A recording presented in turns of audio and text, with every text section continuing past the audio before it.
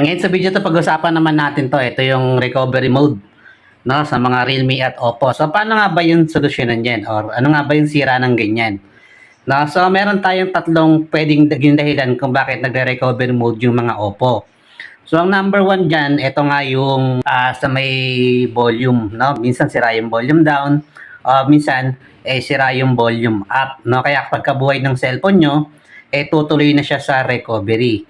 No, so ang ginagawa natin diyan, pinapalitan lang po 'yun ng pinaka, pindutan niya, 'no. Dalhin niyo na yung cellphone niya sa pinakamalapit na cellphone repair, sasukan yung cellphone repair para nga, ma-check at magawa.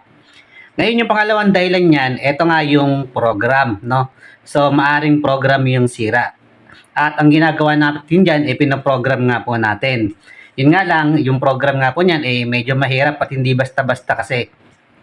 Ang pinakamagandang gawin nga diyan, doon tayo sa pinaka-safe na paraan kung paano i-program yung mga Oppo at Realme. Ang kagandahan naman sa Realme, medyo mura yung singil. Pagdating sa Oppo, medyo mahal talaga.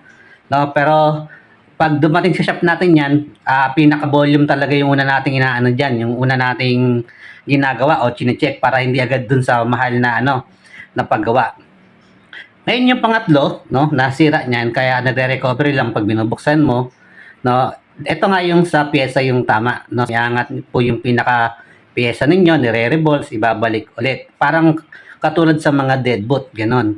So ang kagandahan naman dito, after nga magawa, buhay na nga po yung unit at pwede nang magamit. Yun nga lang, ang problema dito, kailangan iangat yung piyesa nyo, no? Tapos i-repair siya at ibabalik ulit. No, ngayon, ang singil naman dyan, medyo mahal talaga. At kailangan ng technician dyan, medyo meron talagang experience. O ano, ito nga yung marunong silang gumawa ng mga ganyan.